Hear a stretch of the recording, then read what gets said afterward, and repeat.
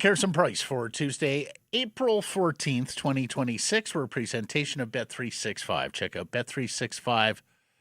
6-5's 3-goal early payout. When your team goes up 3, you get paid. It's that simple. Download the app. Must be 19 plus. Please play responsibly. Matt Sakaris with Blake Price. Former world log rolling champion Mike Rogerson hitting switches. Has he won Junos, this guy? He's won Junos, too. Allegedly. Mm-hmm. How was your Monday? Monday. I don't know. Busy. Getting more errands done. Very, very errand heavy these days. Because? She's away, so I'm doing everything. So it's a lot. Mm-hmm. Yeah. Respect to the single parents out there. It's a lot. How about you? So what did you get up to? My aunt was in town from Las Vegas. She wanted to go to the outlet mall at the airport before boarding her flight, so I walked around the outlet mall. Well, if there's one thing Vegas doesn't have, it's shopping. Well, I think the notion was she's making 30, 40 points on every dollar, and if there are outlet prices here, then it goes even further. Anyways, yeah. She found one item, I found none. Yeah. But it was a lovely afternoon. There you go. With a loved family member who I don't see very often, so that was great. Okay, let's get to the show. That sort of fell flat. We're coming to you from the Pacific Toyota Dealer Studio here at the Historic Wall Center. Works better coming off a weekend. Errands don't really. No. Yeah. Visit shoptoyota.ca. Visit your local Pacific Toyota Now, dealer. if I was in a Prius plug-in hybrid. Yeah. Now we're talking. Then it's a story. Let's get to the poll question. Final home game at Rogers Arena this season. Time for a sell the team chant. You can vote yes. You can vote no. Do so at the Sakaris Price X and YouTube channels. I'm actually a little surprised we haven't heard something along those lines already this season, although maybe there was a smattering. Your aunt in Vegas doesn't want to buy a hockey team? No, even at 30, 40 points on the dollar, I'm not sure that's going to. I think there'd be others, though. Fan appreciation night at Rogers Arena, but it sounds oxymoronic after a season like this one. What do fans actually have to appreciate tonight? 8 home wins, one of the worst hockey seasons in Vancouver history. Ticket prices going up next year. A 12-year delay on the rebuild. Or the fact that nobody responsible for this mess has yet walked the plank. So much to appreciate. They treat you like an ATM. I don't think sell the teams. I don't think sell the teams happening tonight unless they're losing. Especially if it's a multi-goal deficit, I think you could hear it. As long as the Canucks are providing some vibes and are competing, which in the last 4 games has been the case. I think people are staying in a relatively festive mood. They know it's their last trip to the arena of the year. They've all paid to be there, remember. So they want to have fun if they can. And particularly if there's a couple goals on the board already, I think people will try to stay in a good mood. But maybe in the last minute, even if they're winning 3-2, the last minute, they might. Honestly, Blake, we've been saying this for so long, and it's comforting to see the market catch up because we used to get a lot of pushback on this. We don't get a lot of pushback anymore. The owner is the fundamental problem. Doesn't mean it shouldn't happen. It just, people do ultimately just respond to the moment that they're in. Yep, for sure. So the final home game and the best the Canucks can do is a 9-27-5 record at Rogers Arena. That's with a win tonight. They are sitting on 48 regulation losses for the season. They're running a 2-game winning streak. They're first since mid-December. they can avoid 50 regulation losses with a win or an overtime shootout defeat this evening. Any of those outcomes avoids 50 regulation losses. If they lose tonight after 60 minutes, they will carry 49 regulation losses into the finale Thursday versus Edmonton. Regulation, folks. Ugh. It's an 82-game season. 50 Like, you look at some of these teams like the Kings, they're playing bonus hockey virtually every night. Yeah. When they lose, they're getting a point. They don't win games in regulation. True children of Gary Bettman. Yeah. They are gaming the system the way it's meant to be gamed. The Canucks are not playing the game the way Gary intended. Everybody is supposed to get a point every single night. And as we know, the owner has rabbit ears. He did respond to the Fire Gillis chants. You remember there were Fire Benning chants. Yep. Now, I don't think he'd be swayed when it's him. But, lest he live in a bubble with yes men who have not yet communicated with him how low this team has fallen in the eyes of the community, would be a useful wake-up call. Then there's this. NHL rosters dug this up.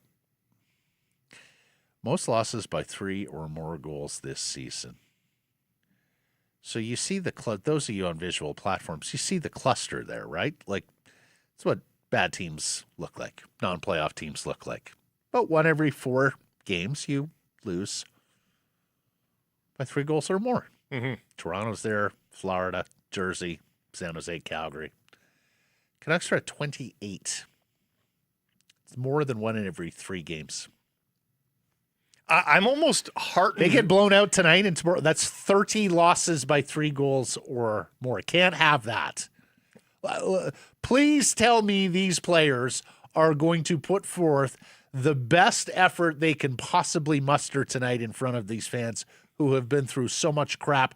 Some of them not just this year. Some of them the last 12 years. See, you see bad news there. Look at the company that they're keeping. That's Toronto with Austin Matthews and Willie Nylander. That's the defending Stanley Cup champions. They are. They're only a handful 6 away. more losses worse than that. They're still in the mid-20s with them. The company is around 22 losses. They got no company at 28 losses by 3 goals or more. And 3 goals are more important, right? Because oftentimes you get the empty netter, you lose by 2. Understandable. Sometimes you get 2 empty netters. In fact, we've seen that a lot this year. Yeah, the Canucks have done a lot of that. But, if you're losing by 3 or more, typically... Canucks do lead the league in empty net goals allowed. Do they not? Pretty sure they do. Yes, and the other thing is, this is a league of parity, too. This isn't the English Premiership. This isn't the NBA, where you have haves. It's not college football, where you have haves and have-nots. Where you got minnows on the league table that routinely get their brains beaten in? I mean, there's one. Well, I guess it's really 2 different reasons as to why this is. Because, as we said, the Canucks are not the lowest scoring team in the National Hockey League. Their defensive system and no Thatcher Demko is the biggest reason for that statistic.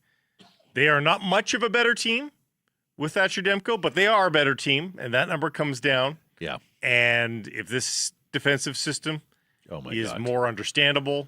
And what a inspired choice for head coach, huh? Yeah, I mean, they hemorrhaged goals this season. They really did. I look back in the course of time to other, offensive outputs for teams in the bottom 10 of the NHL. I mean, Canucks are pretty typical. They're not their record is way worse than their goals for would indicate, is my point. Goals against is abhorrent. It's just too many. You've been beating this drum. They went past what? Chicago and who else? Calgary. And now you want to lionize them for not being last and goal scorer. They're 30th. But Matt, their record is so far and away worse than everybody else in the league. We just talked about possibly 50 regulation losses. No one's close to that. So you would think they would be acres away from everybody in every category. They're not in goals for. They haven't scored enough goals to make the playoffs, but, again, there's no historic marks being set for their goals scored. They're not even last. They're setting historic marks in a lot of other places. So that's my point. Okay. You have to celebrate when they're not setting historic futility it's 30th marks. place, Blake. I don't have to celebrate. There was one straw there, and you reached for it. Give me that straw. There's not many straws to reach pull it for out here. of the bale. Matt, we're handing out awards later in the show. So you want to talk about reaching for Honestly, things? they We're should handing out cancel awards. the awards. Nobody is deserving of awards. Morning skate today, Farhan Lalji asked Adam Foote about what he's shown the organization to be back next year. Let's hear. Well, I'm not gonna talk about me or that. I'll let the players, the game, the way they play, the way they carry themselves. Others talk about that. I'm not going to get into that. Never did as a player. That's not who I am as a person. I'm not going to try to defend myself to some noise or things that I can't control. So it's a tough one for me to answer. I'm not trying to avoid it. That's just how I carry myself. It's not noise, coach. It's record. We keep score in this league. Well, that's what We have a record. That's what he's saying. That's what he said. Results. We've got the results. We know the record. It would have been really weird for him to tell us everything why he deserves to stay today. That would be really weird. It would sound desperate. Mm-hmm. So I don't blame him for not saying it. But by the same token, Blake, can you point to a single thing Adam Foote has done where you go, okay, there's the beginnings of a case for bringing this guy back? Well, that's the different question that should have been asked then. What are your proudest moments of this season? Yeah. That gets where he... Exactly. What are you most proud of this year? Yeah. And if he goes, which he probably would. He would. You know what he would say? I can guarantee you, the attitude here at the end of the season. You see how these guys are carrying them. And he talked about that yesterday, actually. I voted yes. I would love to hear this fan base let the owner know where he stands with him. I just don't think it's going to happen, so I'll say no. Okay. Our top story brought to you by Yellow Dog Brewing, Neighborhood Brewing, Foolish Winery. Tocchet turns another trick. Former Canucks head coach who quit this team for his first love gets Philly back to the playoffs. And this is the first time they will host Stanley Cup playoff games in the city of Philadelphia since 2018. They qualified for the expanded 2021 bubble playoffs, but of course the games weren't there before fans in Philadelphia. They clinched the number 3 spot in the Metropolitan Division. And this from Flyers PR department, they were 9 points out of the second wildcard spot on March 10th. That is a month and 4 days ago. 9. They become the first team in NHL history to make the playoffs after facing that large a point deficit through 60 or more games played in a season. Their last quarter has been sizzling. There's been some amazing surges. Some of them ended up being futile. That of the Columbus Blue Jackets, most notably, perhaps. Nashville had a great second half of the season. Even St. Louis almost brought themselves back to respectability, believe it or not. And they were amongst the first people to say, hey, we're selling before the deadline. It's been pretty remarkable. And, of course, Buffalo leading the way, getting up to 108 points improbably. I take you back to the beginning of the season when most, not all, and you can scream at me all you want, that I knew this, most, and then I comfortably say the majority of people, thought the Vancouver Canucks were actually in better shape than the Philadelphia Flyers for this upcoming season. And that was part of the curiosity for Tocchet leaving was, really? He's going backwards. He's going into it's sort of I think most people thought them at the tail end of a rebuild sort of thing. Well, they were, Yeah. as he proved this year. Yeah. Like, for me, I didn't understand it in the least. Of course, Philadelphia was in a better spot. Of course, Philadelphia. Well, for the future, but for this season. Of course, Philadelphia was in a better spot. Well, you didn't say that at the beginning of the year. No, come on. What? That was part of our debate with our talk about why it was perplexing.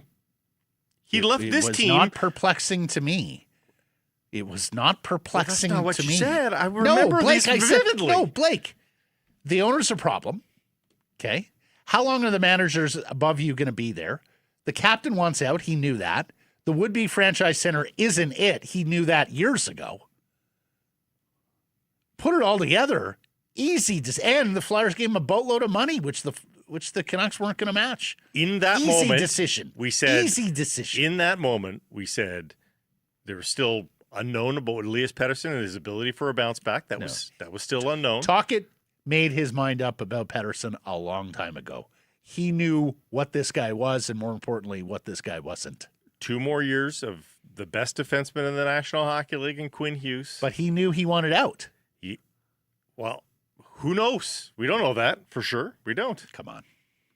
We don't. There was reporting around that. There was reporting after Rick Tocchet had left the team that he had let that be known. The timing doesn't sync up for that to be known. He had gone through kindergarten trying to get Miller and Pettersson to get along. Mm-hmm. Knew full well they made a bad trade for Miller. My point stands. Most people thought this year the Vancouver Canucks were going to be better than the Philadelphia Flyers. You could say that you thought the future was better with the Philadelphia Flyers all you want, but no chance you were telling me at the beginning of the season that you thought the Flyers were going to have a better year than the Canucks. You had the Canucks as mid-90s, late 90s? Yeah. People were not saying that for both the Flyers. As Big Head Hockey points out, Tocchet took Vancouver from 22nd place to the playoffs in his first full season. He took Philadelphia from the 29th place in the NHL to the playoffs in his first season as head coach. I mean, those are 2 pretty good tricks from Rick Tocchet.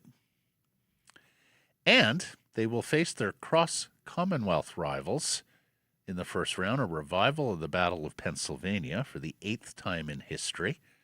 Sidney Crosby has won 3 of 4 lifetime playoff series versus the Flyers. And it's the one opponent where Sid has admitted there's bad blood, right? Him and Claude Giroux. That's the thing. He's not there, though. Can we get Claude Giroux back to the Flyers, please, for this series? It would be nice. But yeah, it's the one, and they had a pretty vicious rivalry with the Columbus Blue Jackets not long ago, Pittsburgh. But Sidney talked about the Flyers in different terms than he talked about just about any other opponent during his illustrious NHL career. And I mean, some of it, I'm sure, was red meat to the good people of Pittsburgh and Western Pennsylvania, right? Who cast eyes adrift at the more cosmopolitan biggest city in the state and everything that Philadelphia has going for them. But the Penguins have been more successful over this century, and Sydney's a large part of the reason why. And say this, I've attended games at the New Barn and back in the Spectrum. That is a crowd in Philadelphia. Goodness gracious, that is a crowd that hits a pitch and a temper and a profanity that not many crowds hit in the National Hockey League, and I'm sure they will be full-voiced after 8 years between postseason games. And speaking of prognostications that were wrong at the outset of the season, again, we were thinking, poor Sid, why won't he accept a trade? Why won't he go somewhere else to be back in the playoffs? Not only are they in the playoffs, they're the freaking 2nd seed in the division. They've got a home ice in the first round. Yeah, man. It's a tremendous success story. Yeah. And they're not in the category we talked about fabulous second halves. They were kind of in the mix all season long. Well, last summer I was hearing people say, oh, the Penguins are so terrible, one of the worst teams in the league easily. And I was like, really? Could I see that? Yeah, but you got Crosby, Malkin, Letang. And Carlson had a great year, too. You've got a chance in every game. Anyway, so that should be fun, and that's the only first-round playoff matchup that's set in stone with home ice accounted for. Mm-hmm. We'll get to that in a second. But here's the thing. Again, on Fan Appreciation Night, Tocchet is one of 3 ex-Canucks coaches getting it done right now. You're saddled with Adam Foote, who's practicing the second period line change. Is it the last 3? No, Boudreau's in there. No, it's not the last 3. You've got Adam Foote, who's practicing the second period line change before game 70. I mean, he's playing checkers, and ex-Canucks coaches are playing chess. Because Travis Green is heading to the playoffs as well with the Ottawa Senators, and quite a season there. They played stifling defensive hockey in the first half of the season, could not get a save, and at one point were last place in the Eastern Conference. The goaltender who couldn't make a save then has to take a leave of absence from the team, with internet rumors swirling as to why he is taking a leave of absence from the team. And I'll use the Blake Price word, with lascivious accusations. The Senators actually address those rumors on letterhead, which still blows my mind. They refute the rumors with a statement. Then they get down to their stretch push. They lose all their defensemen. They all get hurt. Sanderson's hurt. Shabbat's hurt. They're all hurt. Like, they were playing games with their number 10 and 11 defensemen on the organizational depth chart a week or two ago, and they were winning those games. And here's the impressive stats for them on the year. When you think, and this is very important going into the playoffs, 60-minute hockey. And we talked about the Gary Bettman, LA Kings winning an extra time and all that sort of stuff. The Ottawa Senators have 37 regulation wins, not ROWs, just 60-minute hockey wins, which is the way they play the playoffs last time I checked. They are 6th in the National Hockey League, 6th in the league in regulation wins. Their goal differentials plus 30, and this is with the terrible goaltending. Their goal differentials plus 30. It's, I think, 7th in the league. Like, they are the 8th seed right now in the Eastern Conference. That's a terrible lineup to the number 1 team in the East to get the Ottawa Senators. There were several points along the way this season where people were counting this team out, and they just kept grinding out points, grinding out wins. They get to the postseason. Like, the Carolina Hurricanes are going to be pissed if they have to face the Ottawa Senators here. That is not a reward. Now, I know he went through some stuff here in Vancouver, Travis Green did. Of course, because he was the coach when they shut off the taps in free agency after the nice bubble run. He was the coach who had the general manager finger painting above him with terrible trades and contract extensions. I mean, I sent Travis a note the other day. I said, Travis, the way your team grinded to get to the playoffs, you've got to be a very proud guy. Hell of a job, coach. And he deflected all the praise to his players, as you know he would. But I would not be surprised to see both Rick Tocchet and Travis Green as Jack Adams finalists for Coach of the Year this year. Yeah. I floated this by J-Pat a few weeks ago when you were gone. He was of the opinion that, look, at some point we got to reward the coaches at the top of the table, not just the guys who exceeded expectations. I don't think Tocchet or Green will win because I think Lindy Ruff will win with the way the Buffalo Sabres turned their season around. Yeah. I think you got to put ex-Canucks assistant Rick Bowness in there as well, given the push that Columbus made, but alas, it falls a little bit short. He didn't coach the whole year though, right? So that there's also that takes him as well. out. I mean, Yeah. nobody in the Pacific is worthy, right? It's the Pilla fight, and I mean, you could go Bednar in Colorado with the Brindamore record even they've had. again. Yeah, I mean, well, you get fatigue obviously from some of these guys. But Cooper's never won it, for heaven's sakes. Has he never won it? No. And Marty St. Louis done a good job in Montreal as well. They're Yes, 6-point teams, so some good coaching jobs around the National Hockey League. This market was not one of them. I can't reinforce He's not that. a candidate? I cannot believe what I watched most of the year, Blake. The only thing that it's makes him a candidate is his title. It's sub NHL level. I mean, and John Tortorella is 6-0-1 as the new bench boss of the Vegas Golden Knights. He might have more ownership to a candidacy than Adam Foote. Oh, no question. 2 of those wins against Foote and the Canucks, though, so really 4-0-1 against real competition. But they lead the Pacific He's got Division. a quarter of Adam Foote's victories. He got there last week. Yeah. Week ago Monday. Oh, my man. God. That's how bad. Again, 30th in offense, though.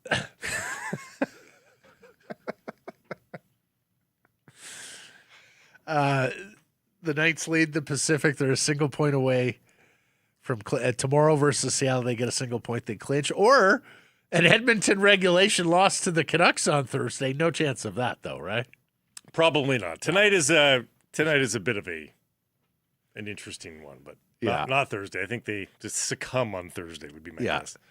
Like this tweet from our buddy Rob Williams. We'll have Rob on the show later in the week. Surprising that we didn't get any playoff races coming down to the wire, given how the standings looked just a few days ago and with how bunched things. And for me, it was with how bunched things were in the middle part of the season, right? Like we were sitting there and go, look at the logjam in the East. Oh, my God. Like all these teams all the way down to the last place team in the conference still have a chance. And we were talking about it early in the season. Outside of Colorado, no great teams. Oh, the payoff for this better be a great final stretch drive. Not sure we got the great final stretch drive. I mean, we'll play 3 days of NHL action here without a game meeting in or out. That's the purpose of the Pacific Division. That's the only thing left really to be decided. See, the pillow fight has a purpose. There is we don't know who the division winner is. It's not just a pastime. Exactly. We don't know who the division winner could be. I think it could be 3 or 4 teams still in the Pacific. The other thing I'll say, which I think adds to it not being a great stretch drive for the NHL, I was talking about this with the fellas on the golf course on Saturday morning. We didn't have a game on Friday night. Yeah, the last Friday of the regular season. You know, at a time of year that a lot of people are going to watch out-of-market games because they are absolutely gigantic in terms of playoffs. We did not have a game on the schedule on the final Friday night of the year. Like, there's an argument that the NHL should not go dark any night outside of the Christmas break. You have 32 right? teams. Exactly. Like, there's really not a lot of excuse. So you didn't get a game on Friday, and now the rest of these games are for positioning and home ice. I think I could make the argument, Matt, you even could do a Super Bowl adjacent game, not adjacent, but like during the hours leading up to a Super Bowl, because people are in that sporting mood. They're on their couches anyhow. It's Christmas and only Christmas, really, that you shouldn't be on. So here's how it breaks down. We'll start with the West. Number 1 seed Colorado is awaiting their opponent, and that could be a number of teams here. Edmonton, Anaheim, Utah, L.A. Still wondering who's going to be the last seed in the West, the wild card 2. Both those teams are looking for Boston, I mean, honestly. Dallas and Minnesota, with Dallas having home ice. I mean, we've known this since, Christmas? January? Mm-hmm. Mentioned Vegas needs 1 point to clinch the Pacific and the number 2 seed.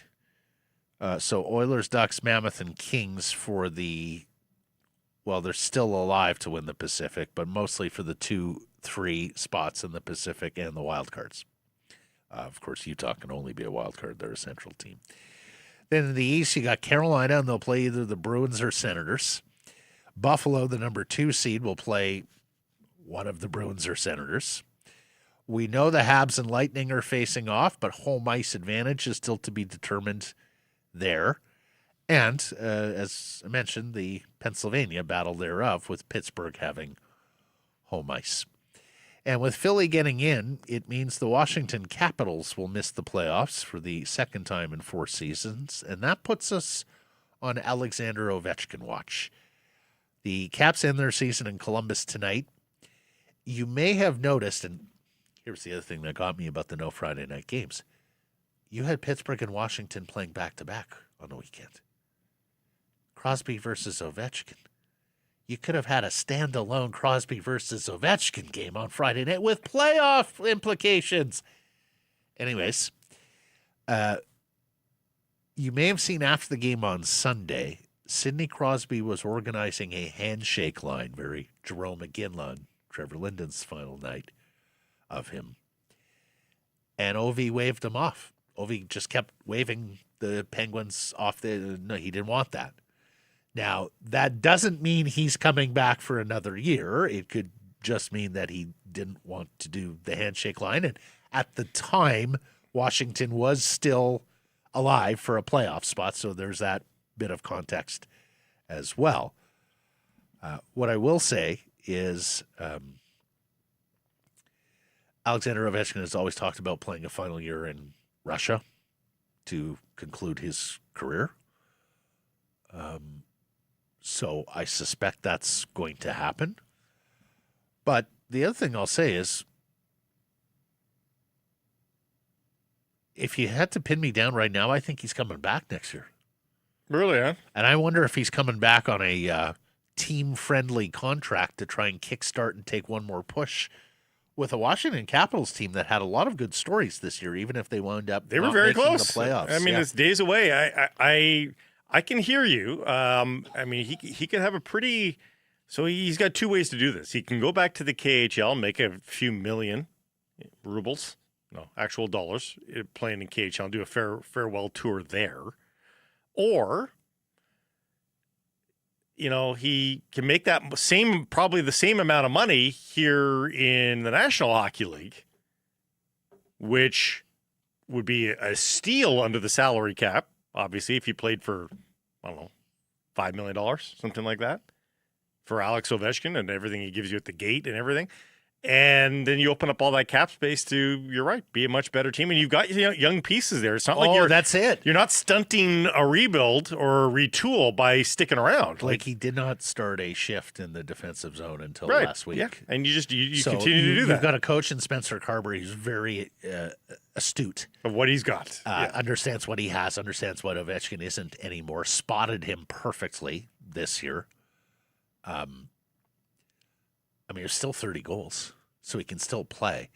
But the other thing is, he's a glorified Sam Gagner. Remember the year Right. Sam Gagner, the playoff specialist or power play specialist. But here's the other thing. They're bringing back virtually everybody of consequence. I mean, it's very few UFAs there. Brandon Duhaime, David Kampf, Van Riemsdyk and Liljegren on the blue line. But they're returning their top guys just about everywhere. And amongst the top guys they're returning is a very nice collection of young players. The Protas brothers, plural, are now in Washington because Ilya has joined Alexei, and they're both massive human beings. Mm-hmm. Both scored in the same game the other day. Yeah, the Belarusian brothers, Protas. Miroshnichenko is there as well, a Russian first rounder from a few years ago. Ryan Leonard, who was a very good young player. So there is a nice Justin Surtiff, the ex-Vancouver Giant, has been excellent since he's got. So there is a really good collection of young forwards on that Washington team. And I can absolutely see Ovechkin looking up and down the roster and saying, like, this team's got a chance next year. Because, frankly, I think that team's got a chance next year. Rare you go from out of the playoffs to Stanley Cup contender, but I could see it with this group. I mean, they even got young forwards in the minors on the come. Parasak, the winger they took in the first round, has been excellent this year. He was player of the week, if I'm not mistaken, in the CHL playoffs this year with the Prince George Cougars. So, yeah, it's a well-positioned organization. And just by the way he sort of, waved Crosby off, I'm going to guess that means he's going to play next year. Although it's a little awkward because there have been other gatherings and sort of celebrations around a perceived departure that he did allow to happen. You can't quash it all if you're not in control of it, I suppose. But he could have just declared something earlier and maybe nipped some of these goodbyes in the bud. But, yeah, it'll be a little bit weird if he comes back at this point, No, but is his last game really going to be tomorrow in Columbus with nobody having anything to play for and him not saying anything? Really? For the NHL's all-time greatest goaltender, he's going to go quietly into the Ohio night? So you want him to announce his last year so that next year the schedule makers can make sure he ends at home? He could pull a Sedins and say, okay, this is going to be my last game. But then that's very weird because why didn't you tell your home fans that? Yeah. I would think that somebody could tell Alex, look, you have to let the Washington Capitals faithful know when your last game is, right? I mean, the Sedins didn't want fanfare, but they knew very well what a last game meant to Canucks faithful. And sure enough, the week Final week of the season, they let the cat out of the bag. Okay, this is going to be it for us. You could Roger Clemens this. $4 million, only home games. Honestly, like, you preserve the guy. If you like, imagine how much more ready he is for the playoffs if he's only playing home games. Doesn't have to get on a bus, train, or plane. I think the hockey guys will scream at you with regards to team chemistry and, tall poppies and one guy being no, he's treated just differently. old. He's just old. And all of those things. I mean, a starting pitcher is a little unique in that regard, Blake. I don't see the apple-to-apple comparison, but I hear what you're saying. If you want to load management him through next year. Yeah. But the other thing is, and I don't know how greedy or how much more money he needs, but like he could play for a song, right? Like he could give them a very club favorable contract and then give them even more opportunity to go out. Not that they're great free agents, Room to for go trade further. zone. Yeah, exactly. I mean, right now, Washington is showing they're just shy of $70 million. They've got a couple of RFAs to re-sign who will bump that total up. But Blake, if I told you they're looking, they're sitting at 75 to 78 million in committed dollars next year, and Ovechkin gives them a bargain, like, goodness gracious, that is an opportunity for the Capitals. And what would be better than to send Ovechkin out with a Stanley Cup championship? If I told you they had cap space for Elias Pettersson and an extra first-round pick this year. Now you're talking. If I told you that. Now you're talking. They've got the Ducks pick as well as their own pick this year. Because of the John Carlson trade. Now, that may complicate things on the other side because they were also bummed to lose John Carlson, right? Like they thought they were in a playoff race, and here's their GM trading out a legendary capital, like one of the best capitals of all time. Yeah. I know Rod Langway was there once and won a Norris, but I mean, I think it's fair to say John Carlson is probably the best defenseman in the club's history. We have a super chat. It's from Jeff, who says, Jack Adams is for the coach with the best turnaround. John Cooper can't win it because they never have a down year. That's true. Very well done, Jeff. Mm-hmm. The lawyer from Prince George, all he does is win. They don't have down years. They don't have step-back years like that team down south this year, the Florida Pound. Right, and now Paul Maurice is going to get them to 105 points next year, and he's going to win Coach of the Year. No, they're not going to give him the Coach of the Year. They're going to realize that wasn't a real turnaround. It was all injuries this year for Florida. Barkov doesn't go down early. They're still fighting. And where are they going to get what's their draft pick going to be? Where are they slotted right now? They're seventh worst record right now. Are you ready for them to win first overall? Well, but yeah, I mean, even if they just move up to something else, to second, like to two, honestly, that'll be tough to take.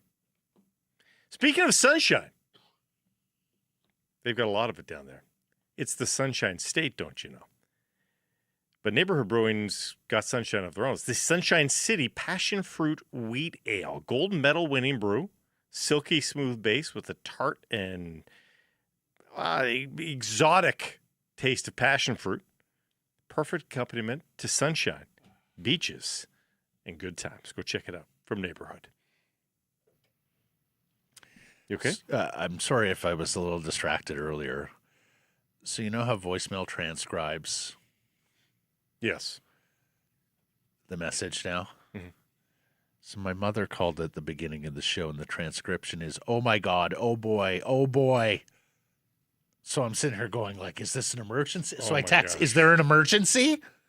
She goes, "What emergency? I'm shopping." It was a pocket dial. Pocket dial. She just happened to be saying those words. Yeah, exactly. She was looking at the prices of mangoes. Exactly.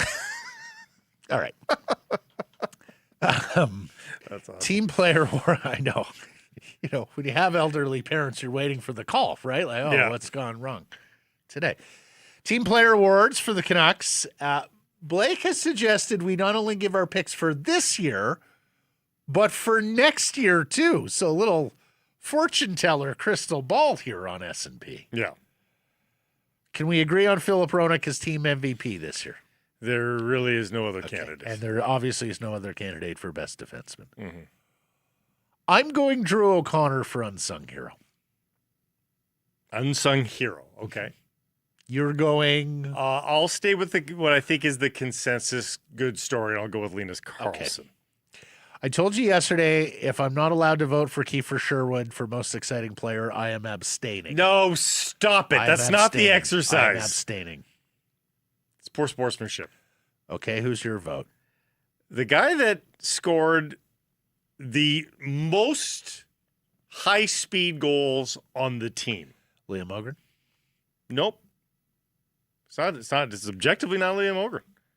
Max Sasson has got to 13 goals on the season, and I don't think there's a single goal that I can remember where he wasn't on the rush, That's skating true. his best. Okay. I can hear your mouth. These on are that low one. bars being cleared. It's a 13-goal scorer that I'm nominating here, but I'm making a decision on some All right. others. Okay. Max Sasson.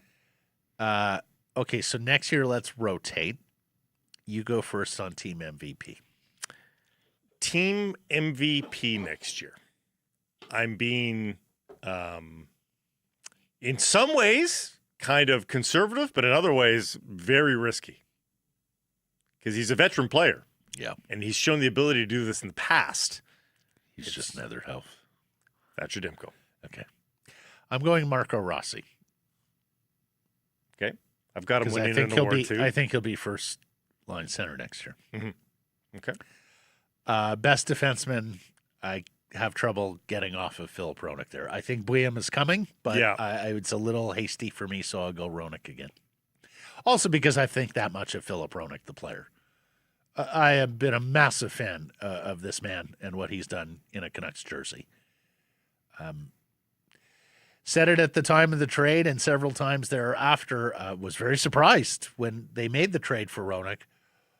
But in all situations, right shot defenseman is amongst the scarcest commodities in the NHL, and he has been everything for them in that regard. That is without a doubt the odds-on favorite. There is the possibility of one of the young defensemen making an unforeseen jump to find that next level. I think Willander, DPD, if he's a menace and sort of jumps back onto the track that we thought he was on, and of course Steve Buiam as well. All that's possible. The other possibility is what if Marcus Pettersson just has his renaissance year and he becomes Tyler Myers 2.0 and is just blows us away, just as we saw Myers recoup his reputation late in that first contract. That's possible too, but I mean, those are hopes and prayers. The most likely is Philip Roenick. Unsung hero, who you got? This is for next year, remember, everybody, 26-27. So unsung hero, I'm going to put as UFA to be acquired. I think they're going to get a Alex Tuck. Well, it might be smaller lower game. rent. It might be lower rent than that. Yeah. But he's going to be a person that, of course, because he's new, flies under the radar a little bit. I'm going to go unsigned UFA. Okay. I'm going to go Bennett Shimmick. Oh, Has a Linus Karlsson kind of year. He's starring right now for Abbotsford. We'll talk to I like Cam it. Robinson about him. And most exciting, I'm going Gavin McKenna. Ooh. Because if he's on the team, Mhm. he will be exciting. Based on what we've seen the last few weeks, I'll go with Marco Rossi. I think he's Okay. going to whip up some good points and catch our attention. Line combinations and defense pairings for tonight. The curtain call at Rogers Arena. Nils Höglander gets an opportunity to play with his Swedish buddy EP40, and maybe for the last time. I'm having trouble seeing Nils Höglander in a Canucks uniform next year, My unless goodness. it's an Abbotsford Canucks uniform after the season that he's had. He is split up bro line again. It's Bluger between Besser and Ogren. Marco Rossi getting Drew O'Connor and Linus Karlsson. And the kids, Tyler Mueller, and Ratu playing with big 6'9" goal scorer Curtis Douglas. The Crow line now, not the Bro line. Right, okay. Yeah. I like that for Karlsson and O'Connor. Yeah. They're gonna Crow be line and the BBO line, Bob. or the OB line. Yeah, it's too bad Ogren can't play center. Yeah. William and Roenick, I like that because I think that's ultimately your top defense pair here. That last pairing is interesting. Yeah, well, Kudryavtsev on the right side again. But good on him. Play the kids. Do not bother with P.O. Joseph. We know what he is. We know what he isn't. NHL games mean the world right now to Kirill. And those two, you know what you just say? Make me not notice that you're Exactly. on the ice, guys. Exactly. Kevin Lankinen to start in goal. Evander Kane won't play again this season unless there are tons of injuries that necessitate the need for another forward. The Canucks conclude their season Thursday in Edmonton. And Adam Foote was talking about it after the win in Anaheim, a new culture with the Vancouver Canucks since the trade deadline. There's what Foote had to say.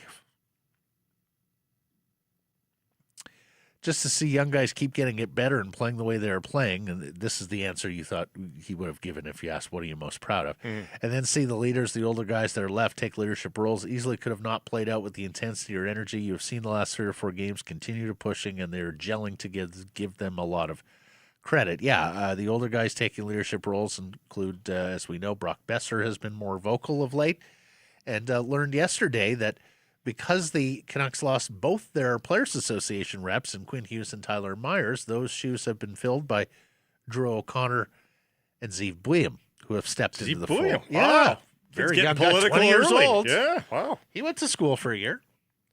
He's a mature kid. Yeah, 3 guys have a chance for their 82 badge, playing the whole season.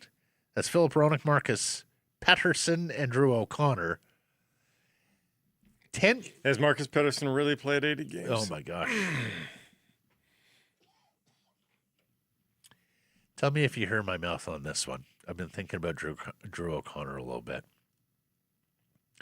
Bit of a slump. It's 10 games without a goal. Yeah. We were talking about him as a potential 20-goal scorer earlier in the season when he was on a heater. Wouldn't it be great if he could get 3 more goals and get to 20 for the year? And that's on both sides of the ledger because I am not opposed to keeping Drew O'Connor around here. He's a UFA after next year. I'm also not even opposed to looking at a contract extension for Drew O'Connor if it's one that makes sense. I have unabashed fan of his game. I have really, and I'm attitude as well. When we talk about keeping veteran guys around to be leaders and to be examples, Drew O'Connor is on my list. So I'm absolutely okay with keeping O'Connor. And if you do, wouldn't you love to see 20 next to his name to start next year?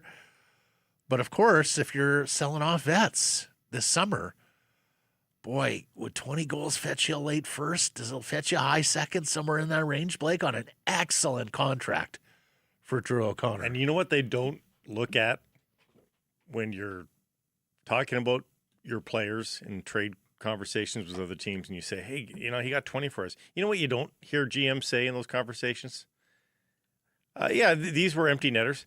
My point is, if one of those 3 is into an empty net, who cares? So go. Who cares? Go score a couple, and then, guys, let's get them out there with the empty net tonight as you finish off the home schedule with a victory. And look, the Canucks have nothing to play for, and we've seen this in the past, right? Where teams that have nothing to play for try and go out and get some guys milestones, right? Feed so-and-so. Remember Connor Garland with a hat trick? Was it the season finale 2 years ago? I want to say maybe it was 3. The other thing is somebody's got to get to 50 points here. Pettersson 1 away, Roenick 2 away, Besser 3 away. Those are your candidates. Want to get somebody to 50 points, right? Yeah, I mean, that seems heady. Again, given their record, it almost seems heady. But it's doable, theoretically. Yeah, we got Lankinen to double-digit wins, which was also important. Little goals, folks. Little goals. Mini goals. The Athletic, Scott Wheeler has released his list of NHL-affiliated prospects. These are drafted guys. 4 Canucks make the list. Jonathan Lekramaki at number 45. Tom Villander at number 50. So, games played isn't as much a thing for Scott as it is for others. Liam Ogren is on this list as well at number 51. Braden Coots at number 68. If you're wondering why is Coots so low, well, Coots is low because he's including guys who have played pretty much full seasons. So until you've proven you can play NHL games, you're a longer shot. And there's the positional ranks too. So Lekkerimäki, the number 8 right winger, Villander, the number 8 right shot defenseman, Coots, the 20th center. And this year's U18s, as we mentioned, should give you some insight into guys who are in the Canucks realm, both in this draft and likely in next year's draft as well. Cam Robinson has pulled out some of the names for you. Now, we'll talk Keaton Verhoff with Cam here in a moment. He was at the Frozen Four and saw Verhoff's North Dakota team lose in the semi. Viggo Bjork, I'm a little hesitant to discuss in a Canucks context because I don't think he's good enough to be picked at 3, and I don't think he's going to be around for that late first-round pick. We talked about Ryan Lynn yesterday. If they add another one, Craig J. if Button. they add another mid-round pick, then Viggo Bjork is worth talking about. Savanto is also, he's a big Finnish centerman. I also think he's going to fit somewhere between the 2 Canucks picks. Same with Lawrence. Alexei Joseph is the huge Quebec centerman who could go first overall, likely number 2 behind DuPont, but we'll see.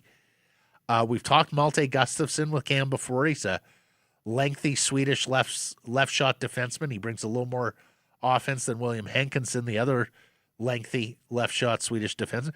Pipparainen is interesting. He's a right shot Finnish defenseman. He might be there with the 2nd Minnesota pick if they're not discriminating against position. Alex Command too. We've talked Command as well. Chance that Command slips to that second. Yeah, pick. and Hermanson is a skillful little winger, so a possibility there as well. And Dave Hall follows up here and says this Swedish roster has a lot of guys who could be in the Canucks sights when they're drafting. Marcus Nordmark is a winger who might be there with that 2nd Canucks first-round pick. Hell, he might even be right there at the top of the 2nd round.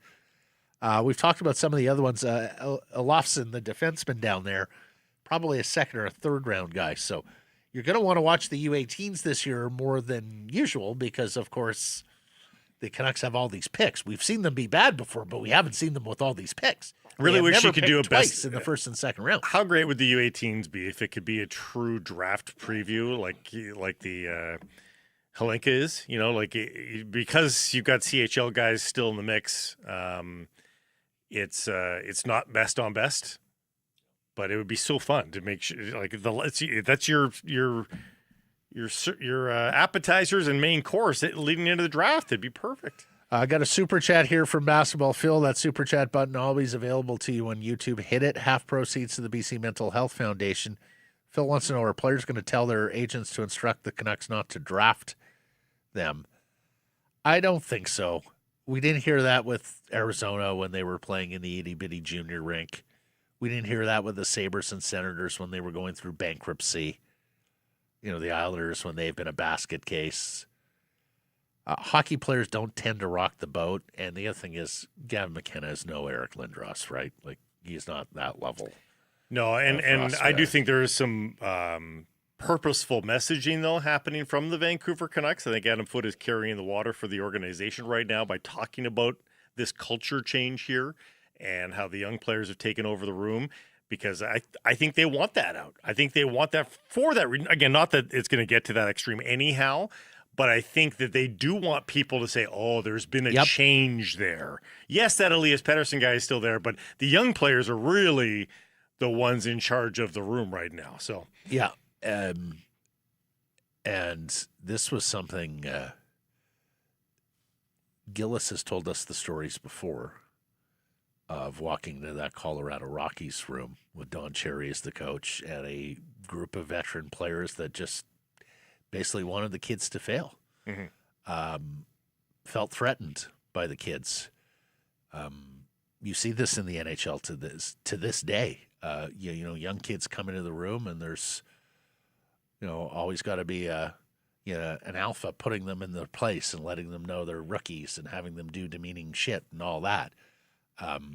You don't have any room for that if you're the Vancouver Canucks going forward. You're going to be playing a lot of young guys.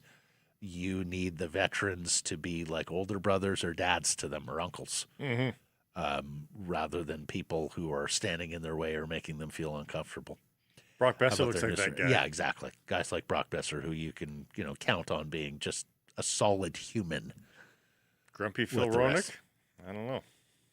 Oh, I think Phil if that's by design as well. Let's talk about Roenick as captain and set forth that path so that he can be that sort of guy for us as opposed to somebody who's, grumpy and angry and scaring the kids. I think that's wise Trying to too. soften him up. You're trying to tenderize Phil Roenick by giving him the C. I don't know. Well, Phil Roenick's going to put up with a lot of play that is sub Phil Roenick level here in Vancouver going forward. That much is clear.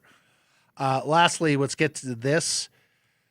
Changes coming again with the Vancouver Giants. Mike, I'm skipping ahead here. Nat Dominicelli steps down as general manager.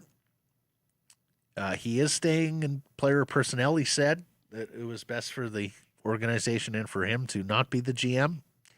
He lasted less than 1 year as a GM after Barclay Pineda parted with the organization last year.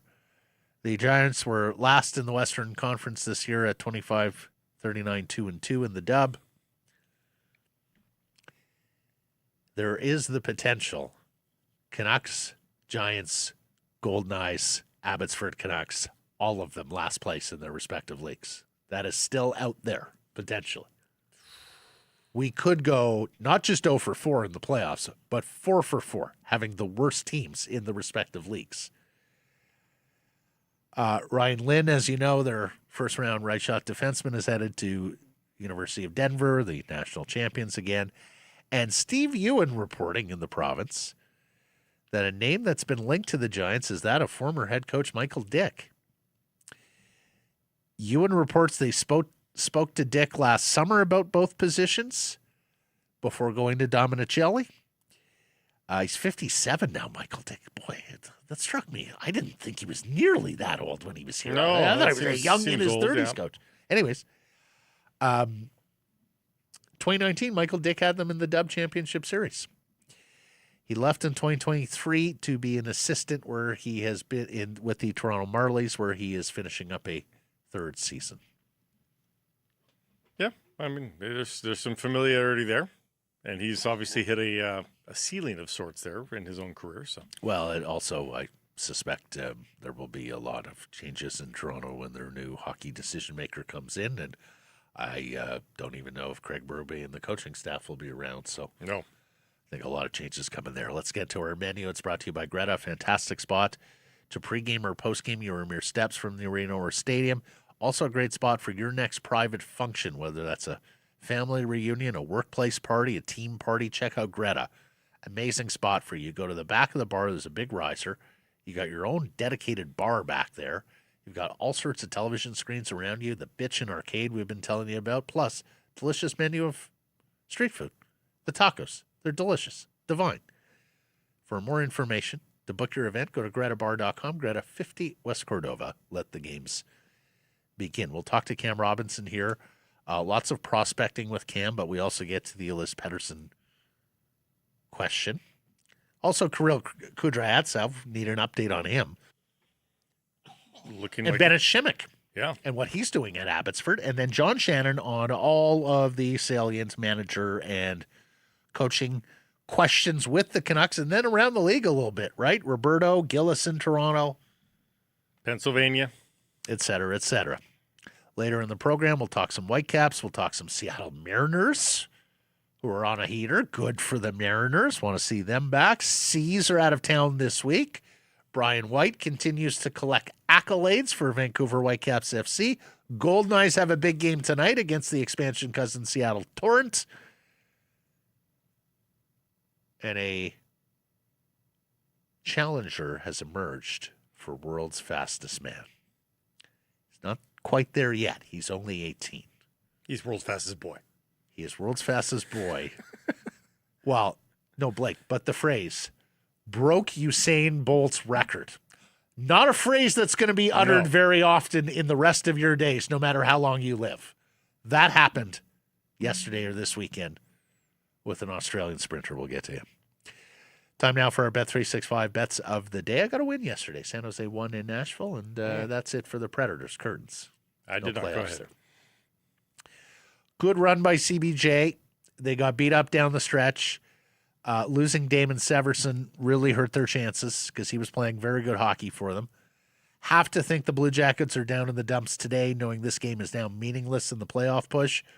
Washington faced the same end game as Columbus yesterday with that Philadelphia result. Fine.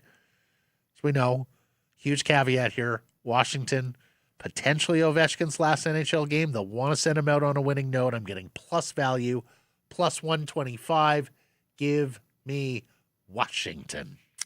I'm going rather conservative, too. At Bet365, you got 2 for the price of 1 for anytime goal scorer. It's called the either anytime goal scorer, and there's several combinations that they give you. It can be one player from each side, even. I'm going to go teammates and go 2 guys that are key on the Canucks power play because that has been humming. Any time goal from Jake DeBrusk or Marco Rossi doesn't have to be on the power play. Pays it a plus 115, DeBrusk and Rossi.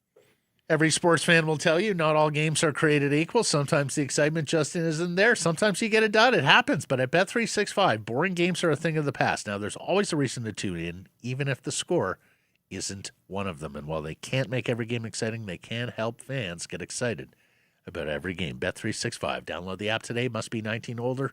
Must be 19 or older. Please play responsibly. Cam Robinson next.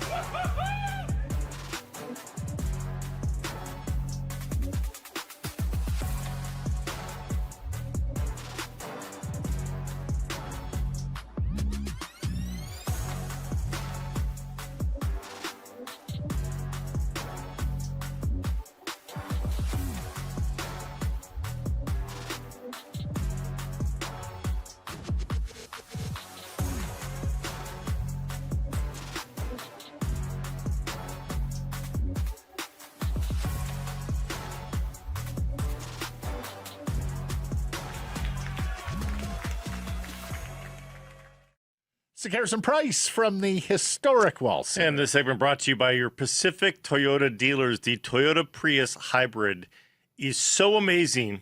You may not want to ever travel in any other Look at that beauty. mode of transportation. You may not want to fly anywhere on vacation. Be like, nope, we're going in the Prius. What a little blighter.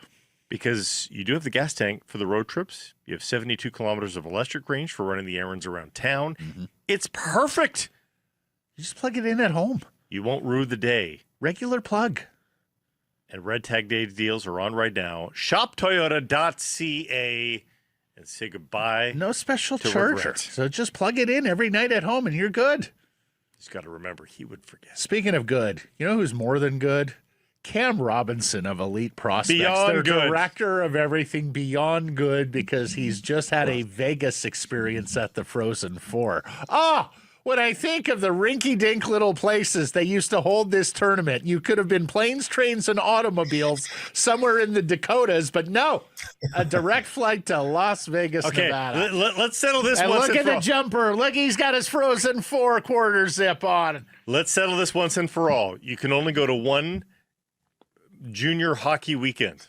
Frozen Four or the Memorial Cup, which do you attend? Oh, this is a dicey political question for him. Oh my gosh, you're gonna get me in more hot water with the CHL here. That's right. Yeah, no, I'm going Frozen Four. Sorry, like it is an experience. It's an event. The amount of like fans that travel in for this thing, the pre-gaming, like the fan fest going outside, the unique jerseys, the atmosphere, the drinking. It is night and day, I would say. Quality of hockey, I mean, we can talk about that. That's a different thing. But just like you're going somewhere for a weekend of hockey and good times and an experience, it's certainly this year's Frozen Four. Well, that's a fantastic answer, and you're now free to hand in your passport at the nearest Canada Border Services Agency depot. How did Verhoff look? Ducks and covers. Yeah, ducks and covers indeed. Not so good. Yeah, it was tough. I mean, I'll say this. That was the worst I had seen North Dakota play all season. They were timid, tentative. They looked like they were scared. I think they had one high danger chance in the first 40, and that was generous, I think, giving them that one. I'm not sure I saw a guy shoot for a corner the entire game. Like every shot was like kind of head down, throwing it at the net, looking for a rebound, hoping for a rebound. they just never got their legs under them. And Verhoff was one of those guys. Like, he ended up with, 5 shots on goal. They were playing him a ton in the third as they were chasing. Cole Reschny had the great rush and break where he hit the crossbar on the backhand. That was definitely their best chance of the entire game. I know they potted a greasy one later, but it wasn't a good end of season for Verhoff, and it certainly wasn't kind of down the stretch either.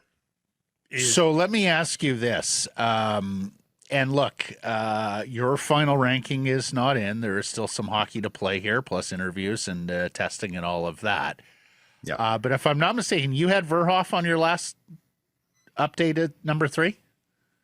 The last time I put it out there officially, he was number 3. Yes. Okay. He's slipped down to 4 a while ago for me, though. Okay. He did move Would out of you that have 3 spot, paused taking him at 3rd overall? Yeah, for sure I would. And I'll be really clear up front here. I really like the person. I really like, he's a great kid. I like the family, love North Dakota, love the age, everything about Keaton Verhoff. I'm a big fan.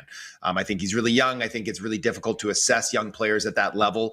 But if I'm sitting there at number 3, it is not a slam dunk that it's Keaton Verhoff. I think that you can still look at the package, the size, the tools that he brings, and be like, on the right side, there's a lot of upside here. But I think you can look at a guy like Caleb Malhotra. I think you can look at a kid like Chase Reed. I think you can make arguments for some of the other defensemen that are in that next tier too, with Carson Karls and Albert Smiths. And like, there's a lot of guys that I can stack up next to Keaton Verhoff right now and be like, this is a legitimate discussion. So at number 3, far from a slam dunk, there's a world where we could see him sitting there at 6. I honestly believe that too. Like, it was you or somebody else that was saying that he was playing almost like a rover in the third period. I forget who I was reading, but that was me. Yeah. So like, what? Like, I mean, is he not a defenseman? Is he like should people be trying to rediscover him as a winger? Like, what are you thinking here? Well, he was rediscovered as a goalie. He played net till he was 12. But no, he's not a forward. I think that was part and parcel of the team had no offense going on. So I'm sure they were just like, go do something. Like, he found himself in the corner and the puck turned over in the offensive zone. And it's like, he was nowhere near being in position, but it's like, oh, well, someone was back there covering for him. Like, and it, now it's a 2-on-2 with a forward back. Like, he was literally roving all over the place, trying to make something happen. The thing was, it's not like he had the puck and he was creating and he was dancing and he was fluid. He was just kind of moving around in the offensive zone, looking up. On the power play, they try to tee him up on the half wall. Like, he's the guy. He's not even at the point. He's kind of on the flank, looking for that one timer. But it's like they didn't have enough puck movement. They didn't have guys at the net front. Like, it was all really, really ugly for North Dakota and super disappointing for them.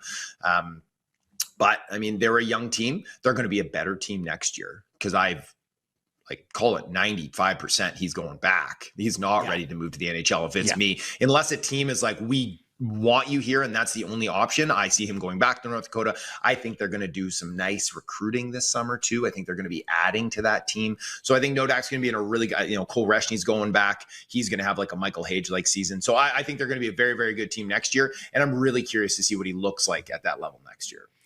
Okay, moving on. Caleb Malhotra. They sent Alvin, Ryan Johnson, Todd Harvey, and the OHL scout to see him Friday in that Brantford playoff series. So what does that tell you, and what do you think? Is slam dunk Caleb Malhotra number 3 for the Canucks? Is that the tell we saw on Friday?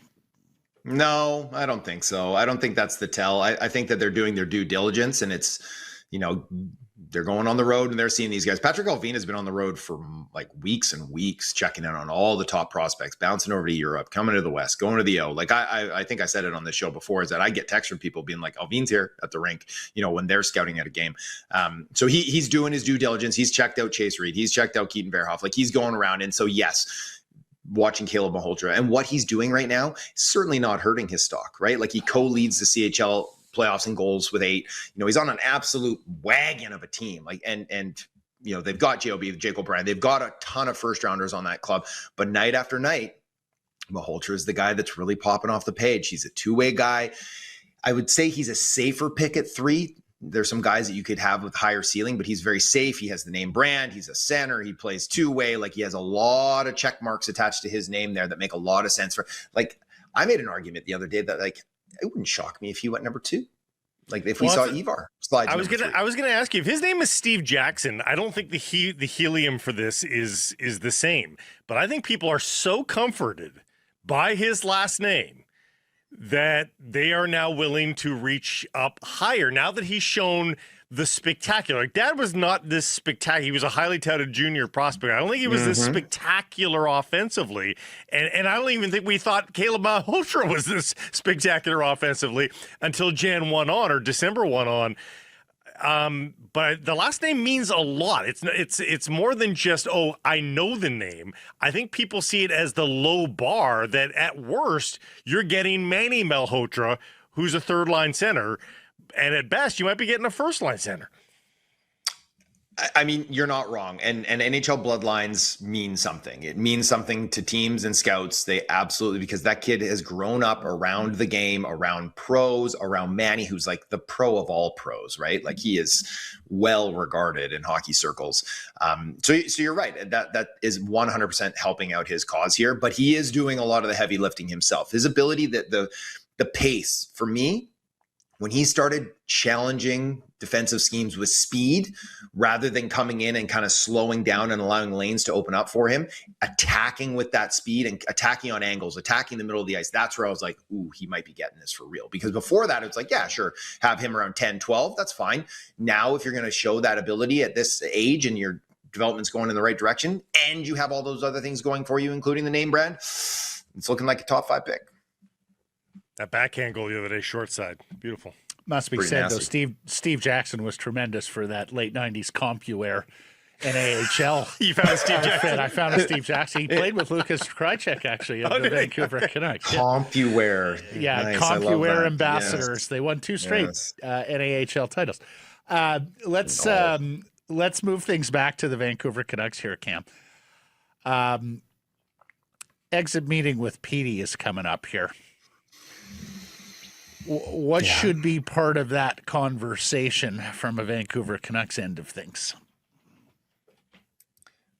What do we need to do? What do we need to do to get you back to 22, 23 Pettersson, or 23, 24 Pettersson, or 21, 22 Pettersson? Because when I look at that player, high volume shooter, primary puck carrier, driving on entry, the actual, like the hub of the power play, everything ran through him.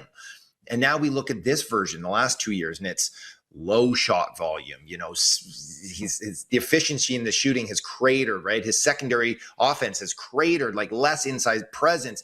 And there's no excuse for it. There's no, like, the only player that I can look at and be like, that something similar has happened where he's gone from someone who's a 100-point player, or even a 90-point player, dropping to a 50-point guy, is Jonathan Huberdeau. But he was older, and he had the excuse of, hey, I got traded. I got moved to a new system. I got moved to a new team. I'm not surrounded by that. Nothing has changed for Pettersson. So unless there is a significant injury that the team hasn't acknowledged or figured out, or he hasn't got, that it's between the ears. And so it's like, what do we need to do? That's what I would be asking. What do you need from us to get back to a level? It's like, even if you equate how bad this team was and the lack of offense surrounding it, especially when Quinn Hughes left, he should still be a 70-point guy. Like, scale off 10 or 15 points just for them being so poor. But to drop all the way down to being a 45, 50-point player, there's no reasonable explanation for it other than it's mental. And so it's like, do we need to get you into therapy? Do we need to get you a sports psychologist? Like, what do we need to do to support you to get you back to a level that is consistent with what we expect from you? So that's what I would do. I would try to give him all the tools that I can, because what else are you going to do? Is that the conversation, though, or is the conversation, I don't think you can do this here, bounce back? We need to talk about where we're going to send you next. Is that the conversation? That can be the conversation, and you can find out if he has, what his appetite is for leaving. But at the end of the day, it's like, are you going to sell him for pennies on the dollar? Like absolute pennies on the dollar compared to what you could have even traded him for a year ago when offers were still pretty strong. And now the cap is rising, which is going to make his contract more palatable. And you hope that you can get him up to being a 70-point player. And now all of a sudden, maybe you can get something worthwhile for him. Because at this point, you'd be looking at probably eating salary, maybe not much, but you like a mid prospect and a late first, like just because he's a decent two-way guy. Like, are you really going to do that at this point? Sell so low? The problem with going to him with that line of questioning, Blake, is you box yourself in. Then at that point, then the player expects to be traded, and you're somewhat forced to trade him, and he's got a no trade clause. But that's the thing, because he's got the clause, though, he's got to be involved in the process. That's right. Anyhow. So you have to have that conversation with him anyhow. But yeah, and that is the tough part. He's a National Hockey League player still. He's just not the National Hockey League player that you thought he was. And you are back to being very thin down the middle if you do go down this road. So that's the existential problem they're going to have. But hey, if they don't care about being good in the next couple of years, maybe they don't care, as long as they don't have to pay the salary. It still just kills me to think that when you sell so low on an asset, right? Like, you might as well just like close up shop. When you had an opportunity, you could have made it. You could have made a deal. You could have made a deal a year ago. Yes, I know you might not have been able to get Marty Nakash because the Rantanen thing, like, that kind of took that. But you could have made a deal at a different time if you decided that this player isn't for us long term. And I know the whole, we want to keep Quinn Hughes, we don't want to rebuild. All that stuff came into play. But now this is where you're at. And are you truly set on being like, we want to get rid of basically anybody over the age of 25 who's not going to be a part of this long term, or who is like bringing this new culture down that they're hoping to build? Well, then I guess you have to make that decision. You have to move that asset out. But like, gosh, that would kill to get literally nothing back for Elias. The culture question is the big one. We asked at this trade deadline, last best chance to trade Pettersson. Many said yes. He's had a poor final quarter. We asked last year in the summer. Okay, like, are you going to get better opportunities to trade Pettersson? Many thought there would be a rebound. There hasn't been a rebound. Team player awards tonight, Cam. Who's your MVP, best defenseman, unsung hero, and most exciting player from the Canucks this year? Yeah. Are we still allowed to pick Kiefer Sherwood? No, I'll go. I'll go with MVP. You. I think. Yeah. I mean, Philly Hronek. I think you got to give him the MVP. He's been here all season. He's basically leads the team in points. I think he's one behind Pettersson, but 32 points in his last 48 games since the Hughes trade, playing nearly 27 minutes a night. Like, hard to argue with. He's obviously your best D as well. Unsung hero, I'm going to give it to Linus Karlsson. I think as a rookie, 15 goals, 35 points. Started as like a 9-10 minute a night guy. Now he's a 15 minute a night guy. I think he scored some big goals for you, even though it didn't matter. None of them mattered. Most exciting. Like, that's a tough one to pick from this group. It's like, I could make a case. I know. I could make a case for some young guys. My vote was Max Sasson. Max Sasson. Oh. Nice. Yeah. How exciting. His goals down the wing were amongst the fastest scored goals of the season. Yeah, sure. I mean, I'll say Marco Rossi maybe had some flashy plays, had some good stretches there. Played at like nearly a 60-point pace in his time in Vancouver, which would lead the team if he was here all year.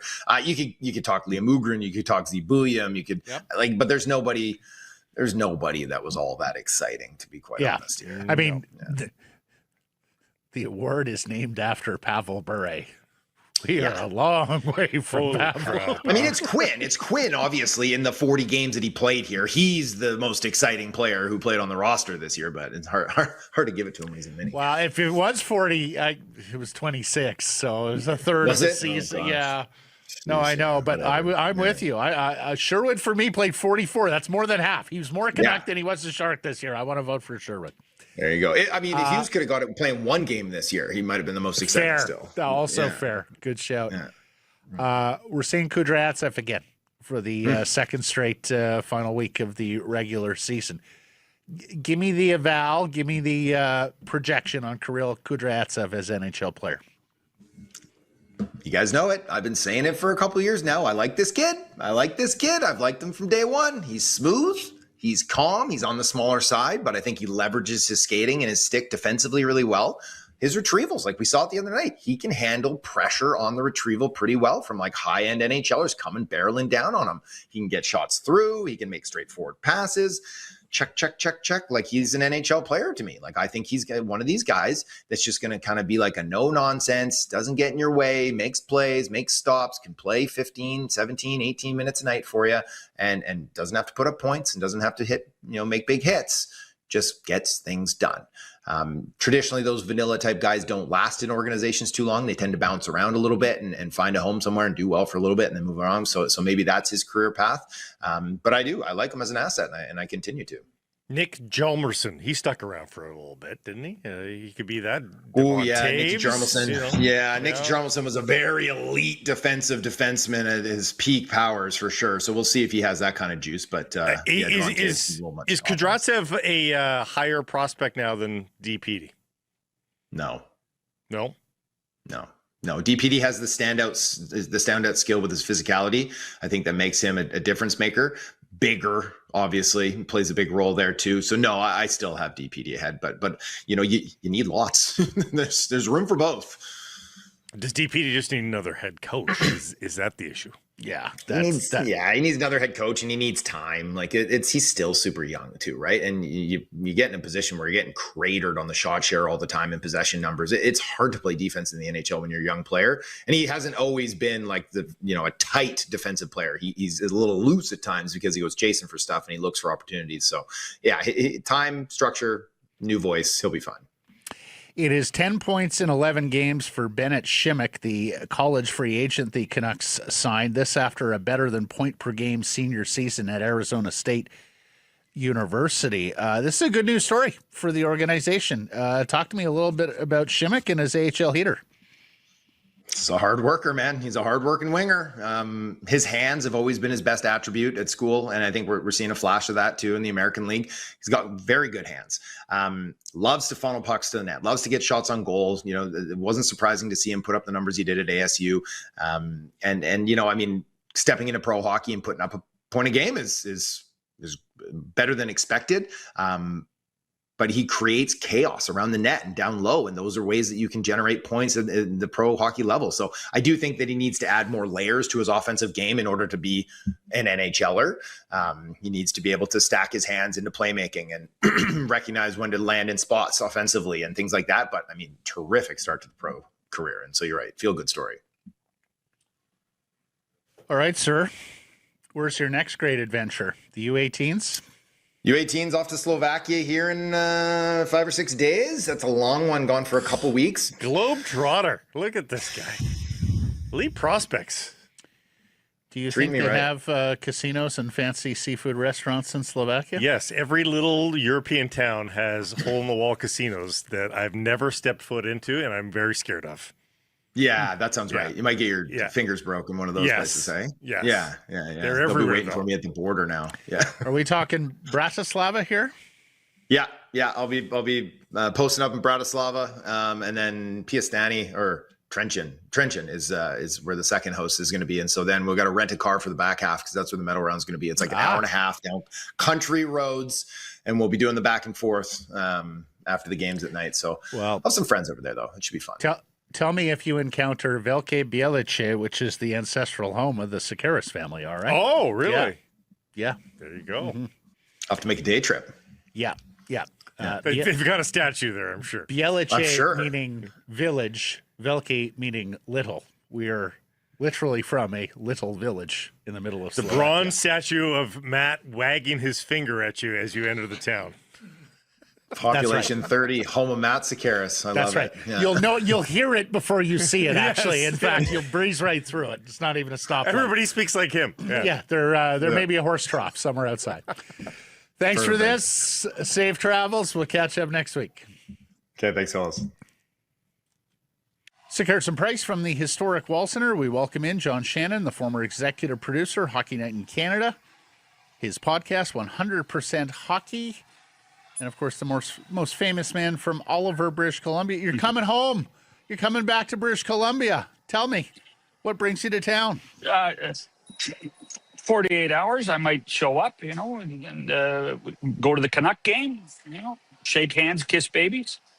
And just a couple of meetings tomorrow and then back to Toronto on Thursday. Mind you, I don't know why I'm coming back so quickly because it's not as if I'm coming back to playoff hockey. So no, well, none of that here either.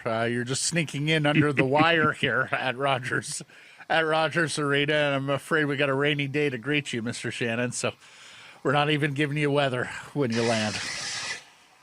That's okay. I'll survive. Will Canucks brass survive this season?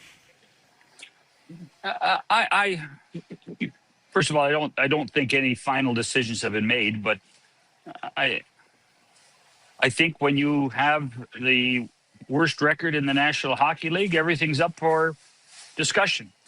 It wouldn't surprise me to see some change. I don't know what that would be, but I also wouldn't be surprised to see some people hanging around and trying to be part of this rebuild. Mm-hmm. So I really, I mean, it's the rebuild's already started, and these guys are doing it, and so I'm not sure what leads people to believe that there's going to be major changes from the outside. Maybe from the inside, potentially. But certainly I don't see much changing from the outside.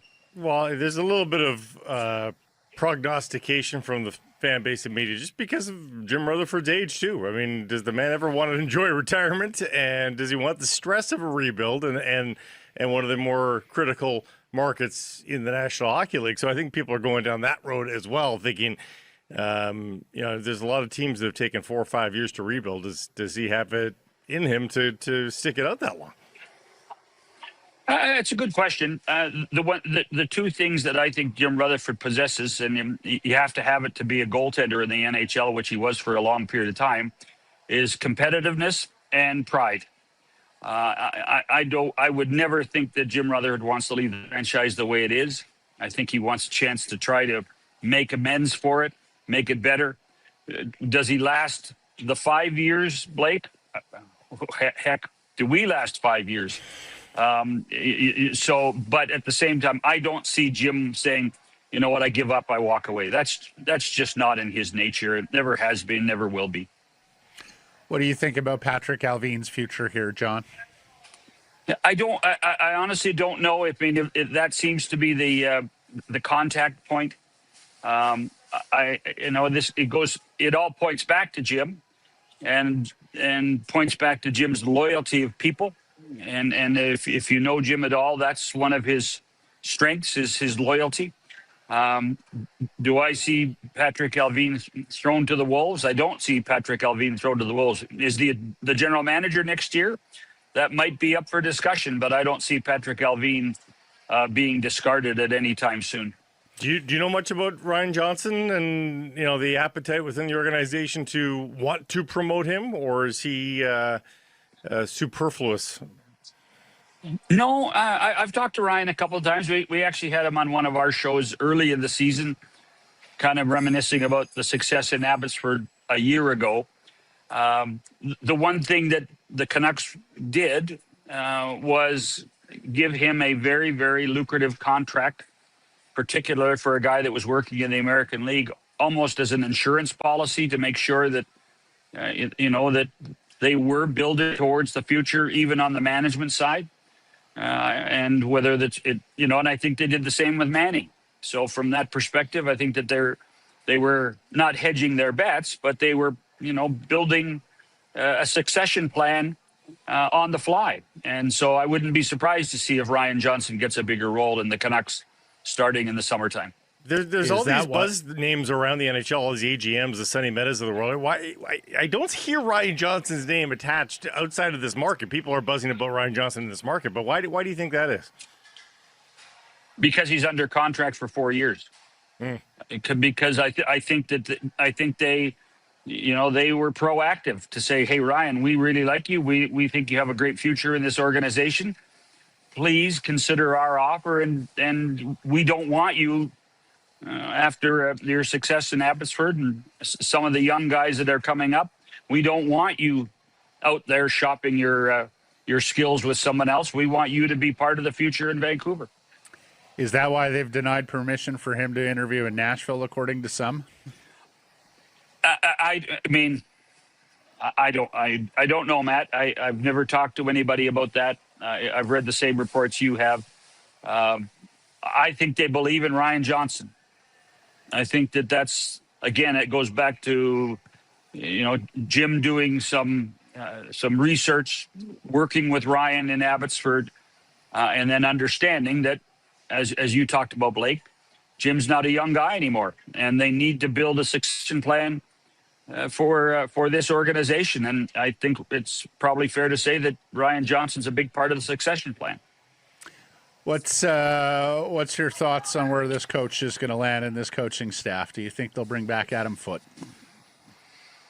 I don't. You know what? It would be wrong for me to say he's staying. I don't know. I don't know. It's one of those.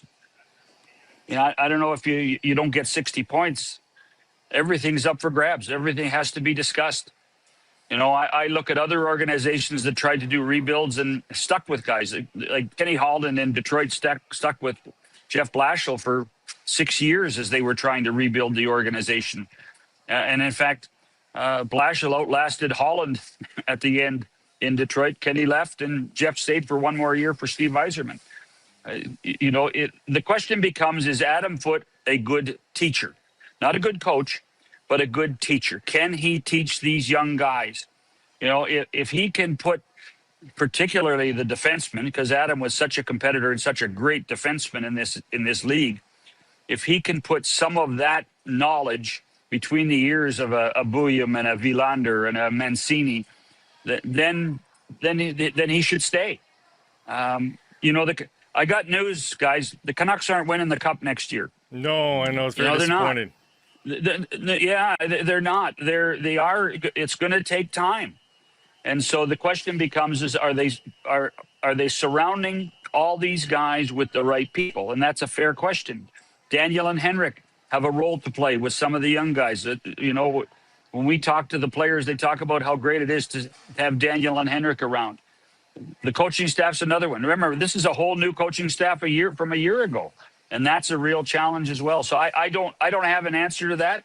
It would be just guessing, and that's not fair to anybody. Adam Foote's had a lot of dead weight to deal with on this roster. Some of it's still on it, and injuries that are a real thing as well. So he's got excuses, and yet at the same time, so many players that did play almost every game had down years.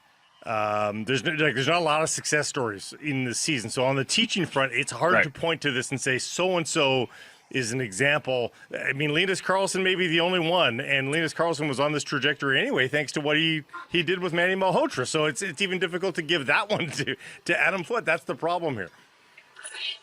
It is. It is. But you almost, I think you do have to divide the season in two, Blake, in my mind, before the Hughes trade and after the Hughes trade. And so before the Hughes trade, I mean, it was a disaster. And after the Hughes trade was the realization that a ton of work needs to be done and we need to change the approach. And I do think you've seen that. You know, you can't help. And I know the games are nothing in the standings, but you can't help and see some of the chemistry, some of the culture that seems to be existing right now with this young group of guys in San Jose, in Anaheim. You know, I know people have talked endlessly about, Douglas's goal the other day and how exciting it was for everybody to see the excitement. It was fascinating to see Teddy Bluger go after Radko Gudas. You know, there are some inklings that things are pointed in the right direction.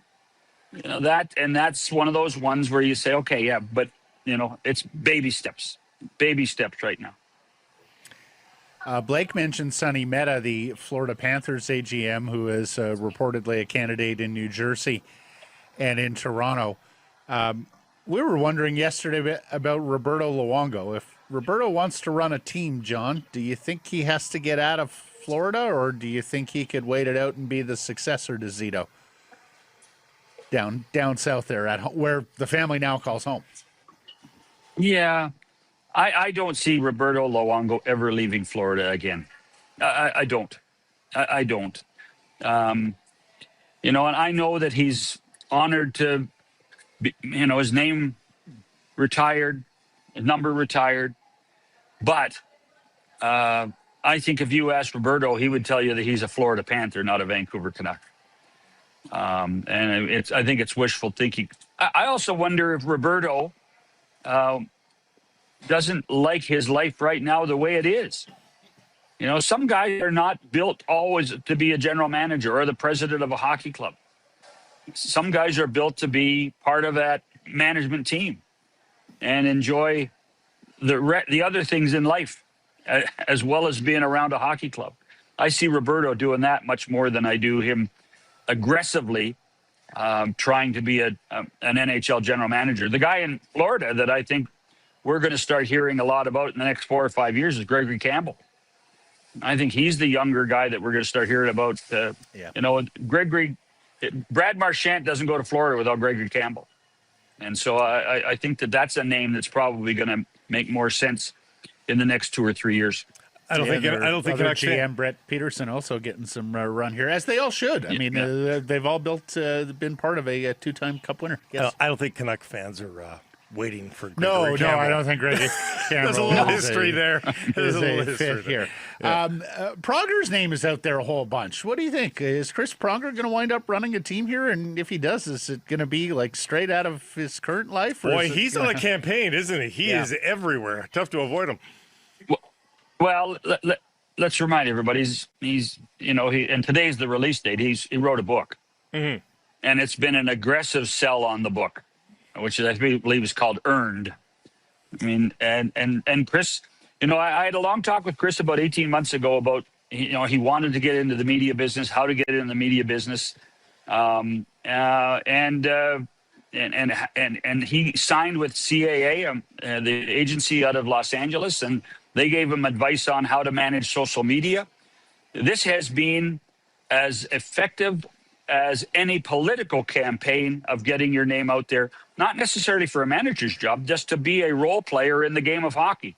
And all of us now, you see Chris on CBC, you see him on Prime, you see him everywhere.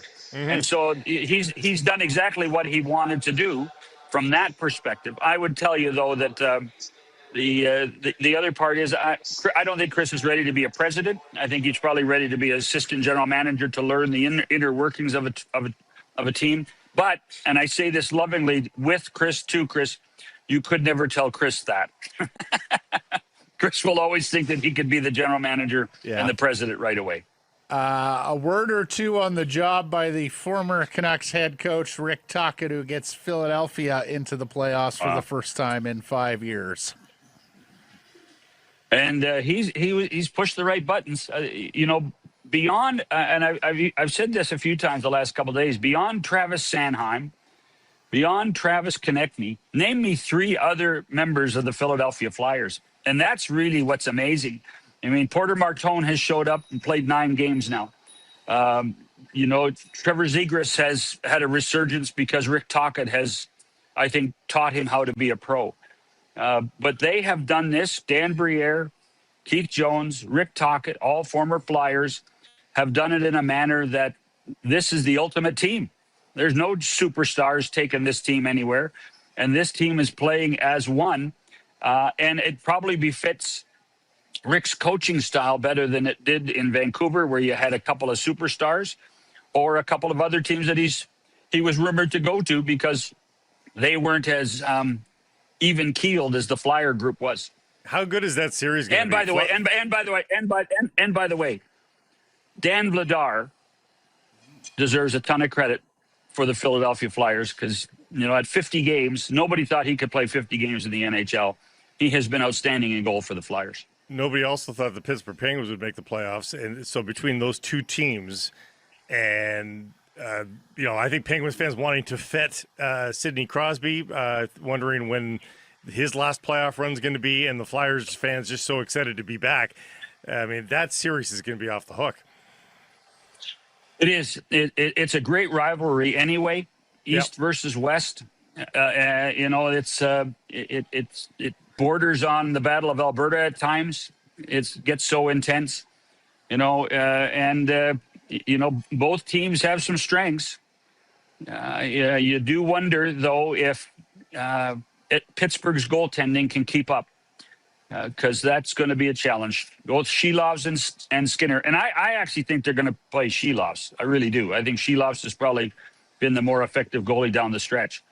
So that's going to be the question for me. Of course, Sheloffs gave Tocchet some pretty big performances in the postseason Jeez, a couple of years ago. Is Brendan Shanahan going to get the Jersey job? I think Brendan Shanahan's going to get a job. I don't know whether we would limit it just to Jersey. You know, he's met with multiple teams and talked to them. The way that New Jersey is structured, because let's face it, that's a sports conglomerate, right? You know, they own the Devils, they own the Commanders, they own the Sixers, they own an MLS team. Bob Myers, the former, president general manager of the Golden State Warriors, is their CEO of all the sports teams, so he's involved in a lot of discussions. Brendan, I think, fits into what the Devils are going to do, but then I do think that they're going to have to hire a general manager. So that could be potentially another job open, because with all due respect to Brendan, I think he would be a good president, but I don't think he would be a day-to-day general manager. I just don't think that's in his DNA. Does the same apply to Gillis in Toronto? And do you think the ex-Canucks boss is going to get that gig? I think he's going to get a look. I think he's going to be on the list that is going to be provided to Keith Pelly, for sure. And then that process will continue. I keep getting told the Maple Leafs want one person to do both jobs. I find it staggering, but I also think there's only a very few people, a group of people that can do both jobs. And if you do that, you'd have to put Mike on that list, guys. He has been a president and general manager. He can run a Canadian-based team. Whether he gets the job, I don't know, but he certainly deserves a chance to talk to Keith and talk to Rogers ownership. Before you go, one question back on the Canucks here.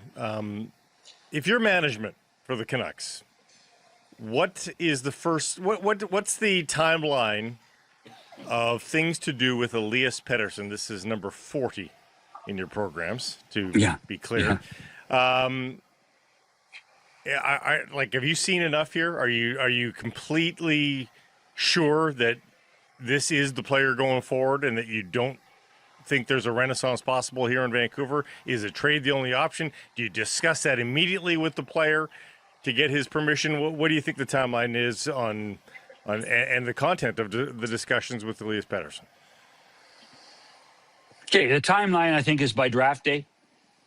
I think that's even though it's not a centralized draft, I do think that is the point where this team has to fish or cut bait with him.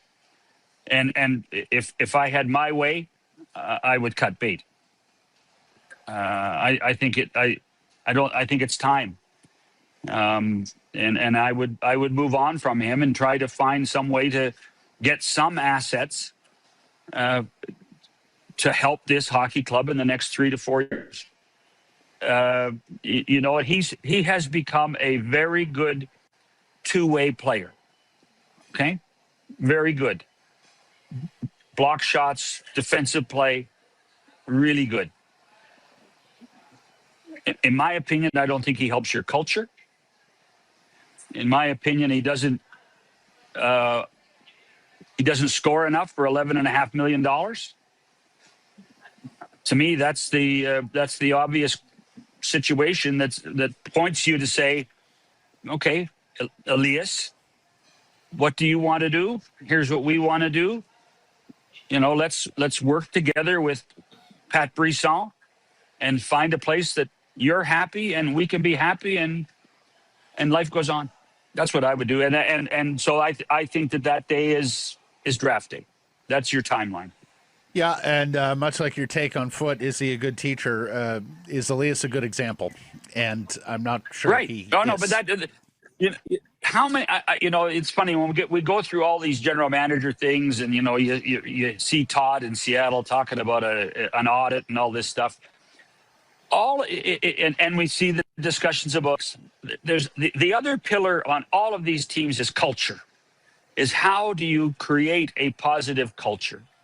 And when you look at Florida, when you look at Vegas, when you look at what they have done in Boston, it all reeks of culture.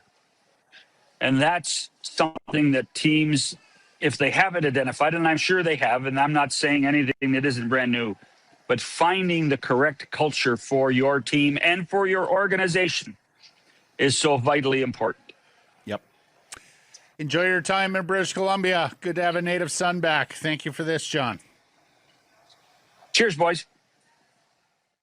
Harrison Price from the historic Wall Center in the Pacific Toyota Dealer Studio, built by Arbor Lee. Big game downtown. Make Sheraton Vancouver Wall Center your home base for game night and beyond. Walk to the action. Sleep like a champ. Plan your stay at wallcenter.com.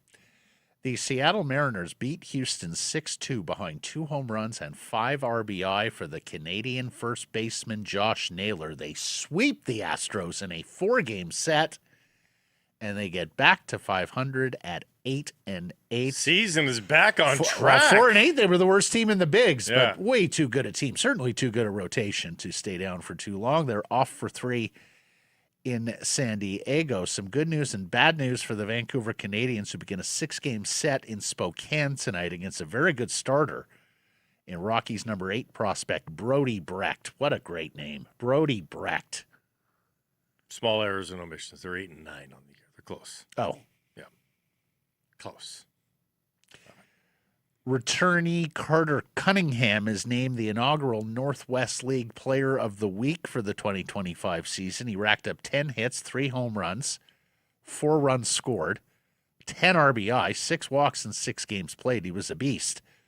The Seas had 11 Players of the Week last year, which was a new club record. Remember, they finished second place both the first half and the second half. The Northwest League is cut into halves for playoff purposes.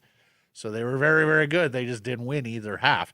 The bad news is that Jays number 19 prospect catcher Edward Duran hits the 7-day IL with a foot injury. He's back in Florida getting treatment. Canadians back home a week from today at the Nat with your 75th anniversary pin giveaway.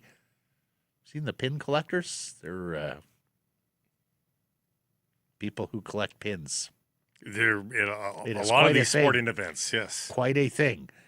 Get your tickets 604-872-5232 or CanadiansBaseball.com. We talked about the Memorial Cup earlier. I think the Mem Cup is famous for pin collectors as well. Yeah, Grey Cup has a Yes, pin. yeah. Whitecaps Brian White named to MLS Team of the Match Day for his beautiful goal against NYCFC, but it went far beyond that. White now up to 6 goals in 7 MLS games. But talk about filling the box score. It was 6 successful duels, 3 recoveries, 12 shots, 7 on target for White. Insanity. 7 on target in a soccer match. Yeah. Like, you can see soccer matches where there's not a single shot on target. And he had 1 or 2 other headers that could have gone in and 1 strike with his right foot, a turn and strike that should have gone in as well. Like, he could have had 2 or 3 for sure. 3rd time he has been selected to the MLS Team of the Match Day already this season, heading towards another MLS All-Star appearance. We talk about transfers for guys like Berhalter. At some point, does Brian White not become undeniable for some of the bigger European squads? I don't think so. No, I mean, Is it just because he's not the even way going to make he the U.S. plays? national team. Yeah, I think the style. He's. I was going to say Dave Andreychuk, but he's more prolific than that. But he has Andreychuk was pretty prolific. Well, in accumulation, but in any given season, not necessarily. It's a real workman-like effort, and it's not super sexy. No. And so I don't think he's also older. If you're going to bring somebody from MLS, generally you want to get them before they're 26 sort of thing. So I think that ship has sailed for him, and I think he's come to terms with it, which is kind of the nice part about this, is that he can just be a legendary Whitecap. Yeah. And he already is. Yeah. I mean, he's a leading goal scorer in MLS play. The goal he scored on the weekend was the 700th in club history.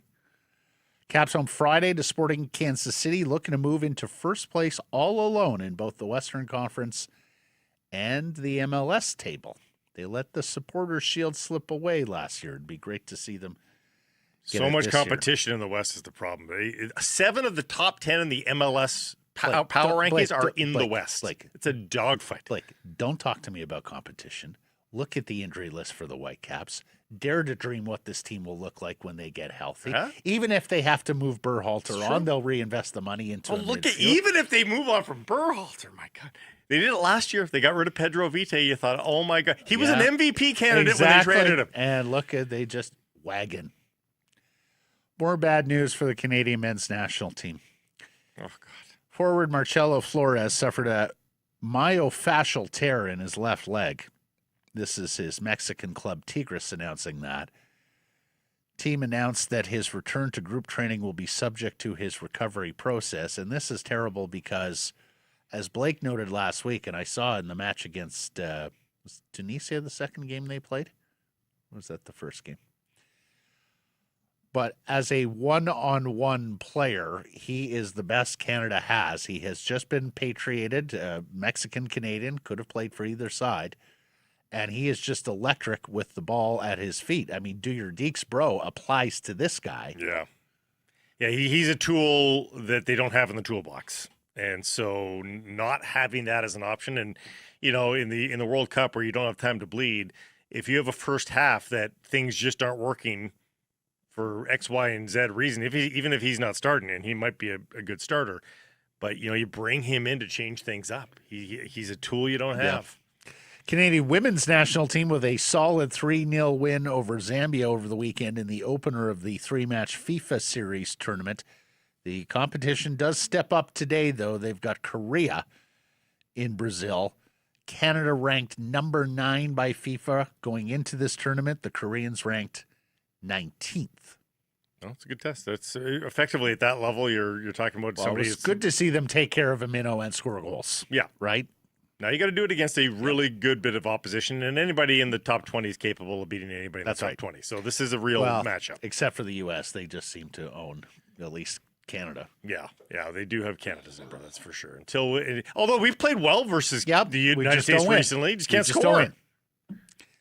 Golden Eyes home tonight to Seattle at the Pacific Coliseum. Puck drop is 7 p.m. First of 2 against their expansion cousins. The rematch goes Saturday at Climate Pledge. They're the 2 bottom dwellers in the PWHL. Vancouver needs to win out to have any chance of the playoffs. They're 9 points back with 3 teams to jump. But remember, 3 points for a regulation victory in this league, so the gap isn't quite as big as it would appear by an NHL. I think standard. They just want to feel good about their game at the end. You know, aim to win a couple here. Aim to top Seattle. Well, they should. They're home all next week. They got Tuesday, Saturday games. Their coach Brian Adalski made news last week when he mentioned the travel that Vancouver and Seattle have faced in the league that is mostly concentrated in the Eastern time zone. Of course, we have known this from the standpoint of the Canucks and Oilers and NHL teams and what they face travel-wise. This is a smaller loop, fewer games, but again, more often than not, their road trips are to Montreal, Toronto, Ottawa, Boston, New York, right? They need an Alberta team. They need another Western team. Right. Adalski's saying it would be one thing if one of the expansion teams was killing it. We're both struggling. There's something with the travel and us going back and forth that's happening to our bodies, and we need to learn how to manage that better.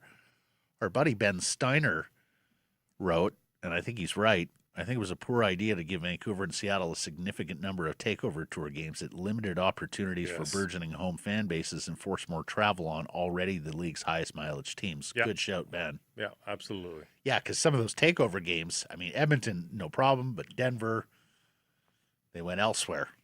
And who's neutral sites. Who's the next Western American market that you think would support this? I don't know. Or do you go to do you do sort of the WNBA model and not go to an NHL market? Do you go to Portland and watch Portland do for them what they've done for like the Timbers and such? That might be a plan. And are you ready for the next Usain Bolt? And have you heard of 18-year-old sprint phenom Gout? I didn't know this was his name. I saw the video. I saw you asked me if I knew about it. I've seen the video. I didn't know that was his name.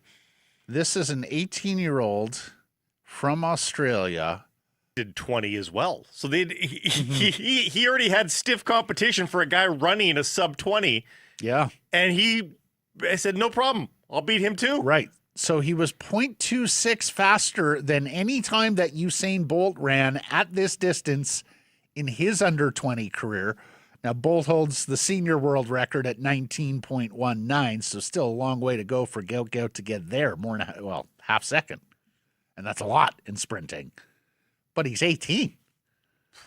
Yeah, he's a bit of a string bean. If he had some muscle mass And there. it looks like Bolt in that regard. Yeah, huh? yeah. But Bolt had a little more bulk by the end of it, and once he adds that, my goodness, could be crazy. I just hope he brings the same energy and showmanship as Usain did. You remember how just compelling theater Bolt was, whether he was running or whether he was off track. We had Usain Bolt on the show once. Did we? Might have been pre-you. Oh. It was one of those paid sort of Okay. tours. He was pumping something, Gatorade or something. We had him on the show. Oh, Yeah, it was good. thinking. It was at West Second. It wasn't downtown. Okay. Yeah. It was pre-me. Yeah. Results of the daily poll question. We asked you, Brock Besser and Jake DeBrusk have both topped 20 goals this season. Can either get to 30 next year? Yes or no? People said. People said no. There are two guys. One is a fan favorite. Will they get to 30 next year? Yes or no? People said.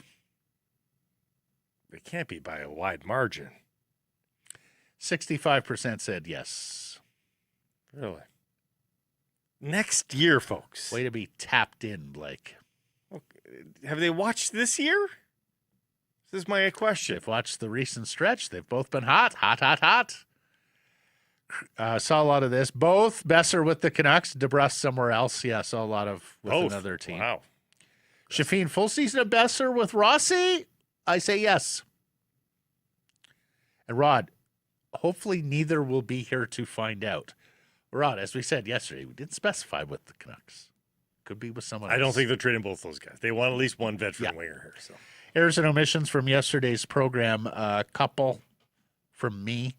I wanted to give Ty Mueller a point on that Curtis Douglas goal. He did not get a point. He did execute the zone entry, but he did not get a point on the goal. And Friday for the Caps, not Saturday. I know you're accustomed to Saturday. I was too.